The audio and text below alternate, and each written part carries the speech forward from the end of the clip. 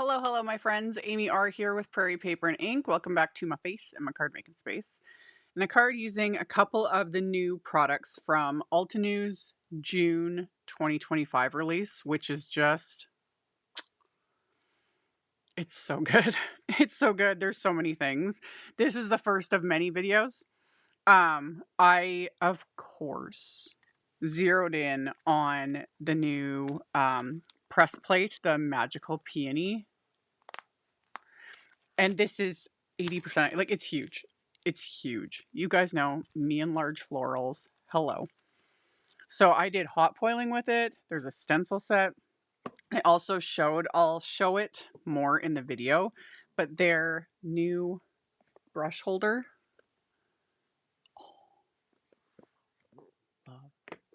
Love. I really like Altenew's little mini blending brushes. And over the past 2 years, I've been building up a collection of them because I was finding that I was really liking having one for like light, medium, dark, and extra dark, because with Altenew's colors especially, like they come in quads, or you can get them individually, but you can get them in like sets of 4. So light, medium, dark, and dark. And that's all well and good, but I was just having all these brushes in like random little containers, whatever random things I could find. And once my collection got bigger, I was losing my mind. So they officially released this new brush holder this month. This was sent to me, just disclaimer. I've been using it for the last couple months now, something like that. And I love it. I love it. So I'll link to it and I'll show it a little bit better like later on in the video. But yeah, really fun card, really easy. And that's all I have to say for now. Other than, as always, I'll link to the release and I will link to all the products I used to make today's card in the description box below the video. My links are affiliate links. That just means that if you click on one of my links and end up placing an order, I do get a little kickback from that at no extra cost to you. That is what helps pay the bills, keeps the lights on, enables me to keep bringing out content. And yeah, let's get into making the card. Okay, so this is the Magical Peony press plate.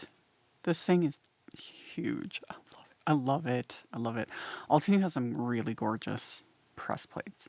And the thing I love, I love press plates. Love them. Can't deny it. And I have a playlist of videos I've done. I will put the link to that playlist in the end screen at the end of this video. But the other thing, like one of the things I really love about press plates is they hot foil so good. I have yet to have even a mediocre result with these. Thing to remember, hot foil plates do not work in the better press, but better press plates can be hot foiled. It's just they're different materials and different thicknesses. So I have my Glimmer hot foil system there. I had it heated up, and then I've got the plate, and then I put the foil with the pretty side touching the plate, and this is Altenew's Light Copper Mirror hot foil.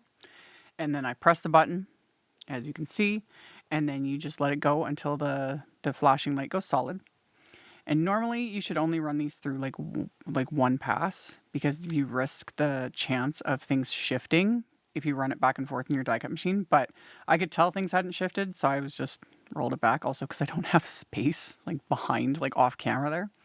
So I ran it slowly through my Platinum 6 machine, which applied the pressure, and like, look at it. It's so good. You could leave it like this, and just stick it on a card front, add a sentiment, you're done. It's gorgeous. But I want to use a stencil set. We'll get to that in a minute.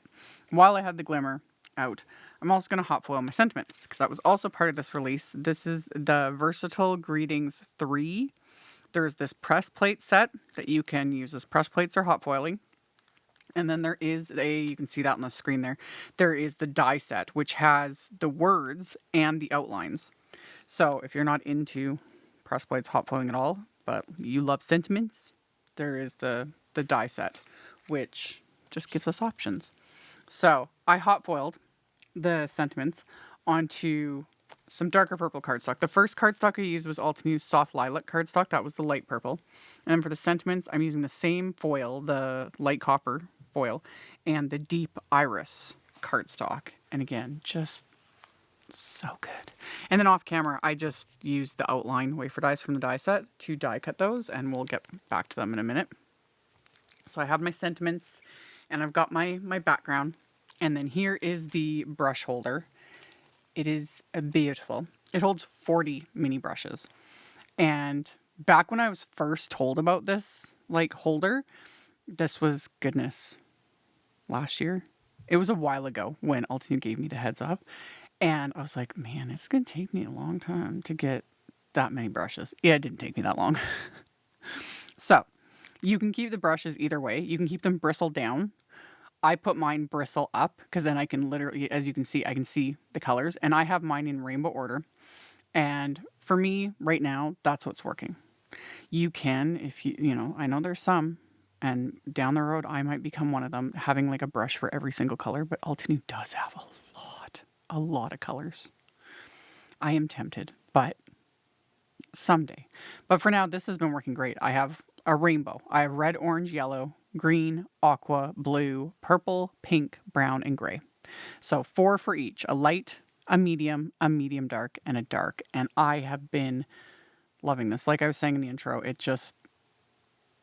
they're all organized and it's so much easier. It's so much easier. It makes me happy. So anyway, I'm using those mini blending brushes, my purple ones, and I'm using the coordinating stencil for this magical peony.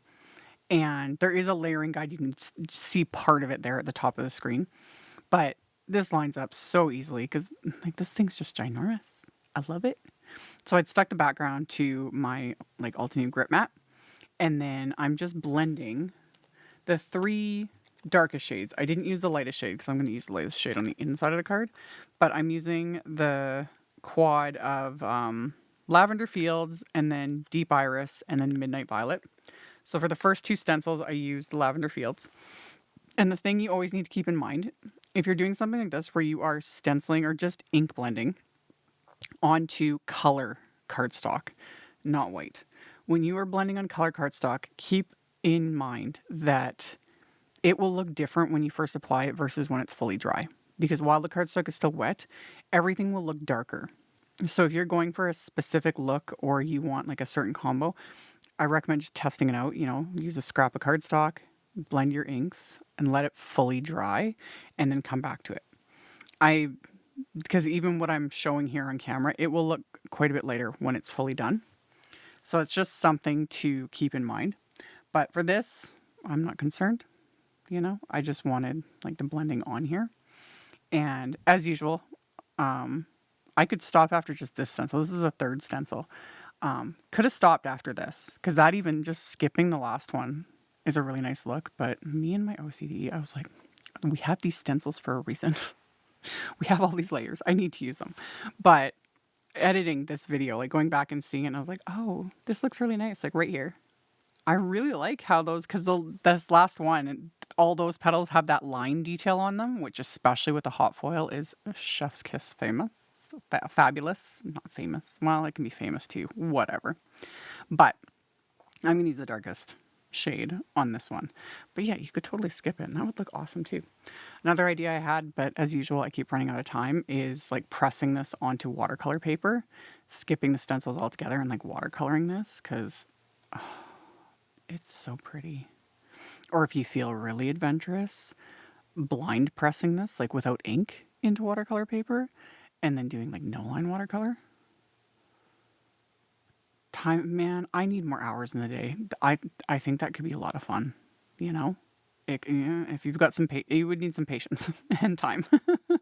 But that's another idea. That would be really fun. And because this is so large, it would be a bit easier than something really delicate and, you know, tiny little details.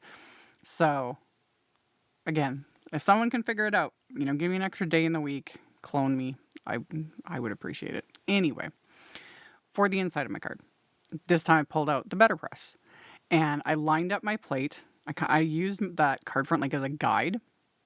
And then I'm going to tape my card base to the top clear plate here. And I just keep my little tape on the corners. I've been using the same pieces of tape now for months. It just works.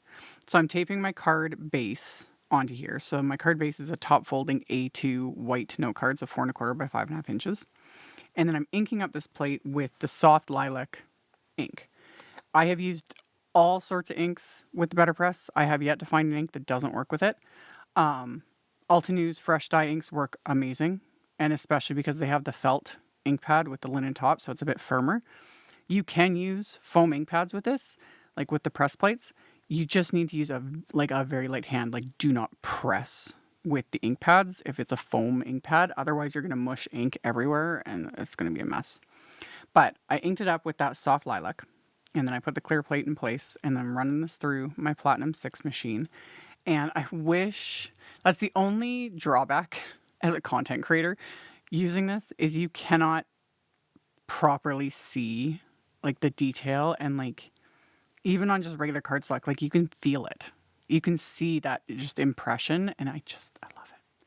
So I'm keeping the inside with just this. I was going to stamp a sentiment, but I didn't want to cover any of it up. So I'm going to adhere the panel that I hot foiled and stenciled, and this is going to cover the entire card front. So I'm going to adhere this to the card base with some craft tacky glue. And then for the sentiment that I'd hot foiled, I'd used the outline wafer dies to die cut the sentiments, and then I also die cut like scraps of the same cardstock so that I can stack these together and just give it a little bit more like depth and dimension. So I did 2 extra layers of the die cuts, and then adhering everything together with the craft tacky glue. And then once I've got these sentiments adhered together, I'm going to stick them down to the card front. And then instead of adding like my black gouache splatter, like I normally do, I am going to keep it very much more controlled and minimal. I know what's going on. Sometimes I like this. So to do this, I'm using the black marker from the Essential Permanent Markers set. These markers work really well over like wax seals, like to add detail and stuff. But yeah, I'm just using the black marker. You have to shake them up really well, and you have to act like press it, and like I pressed onto a scrap of paper and like press it down for the liquid to start flowing. And then yeah, I just vary my pressure. So very, very light pressure, barely touching the cardstock gives me little dots, and then pressing down a bit more gives me larger dots. And in this way I can add just a little bit of controlled faux splatter. So yeah, every once in a while, you know, it just calls for it. And this works for people too that kind of like the idea of splatter but are a little bit more of a control freak. Trust me, I get you. This is a way to get around that. So I did that, and then as my final little bit of embellishment, I'm using the red jasper gem sparkles. The middle color is like copper. It goes so perfectly with the hot foil. I was like digging through my stash of bling, and I was like, oh, meant to be. Meant to be. So these are peel and stick. Love it. So I just peeled them off the backing sheet and then press these into place onto this card. And then once I've got my little mix of the bling, this card is complete. So while it was like simple-ish, I sometimes do hot foiling and better pressing and stenciling and faux splatter. This is my version of clean and simple, y'all. I love it. So like I mentioned in the beginning, I'll have links to all of the things in the description box below the video, so you can just expand that and check it out if you are interested. As always, thank you all so very much for hanging out with me, for thumbs upping and commenting. It helps a ton, and I really appreciate it. Subscribe if you haven't. I'd love to have you, and I will see you all very soon in the next video. Bye. Thank you so much to my amazing Patreon supporters. For anyone that might be interested in joining my Patreon community and supporting me, the link to my Patreon is in the description box below the video. For everyone else, as always, thank you all so much for taking the time to watch my videos, for thumbs upping, commenting, subscribe if you haven't. I'd love to have you. And here's a couple other videos for you to check out in case you missed them. Bye!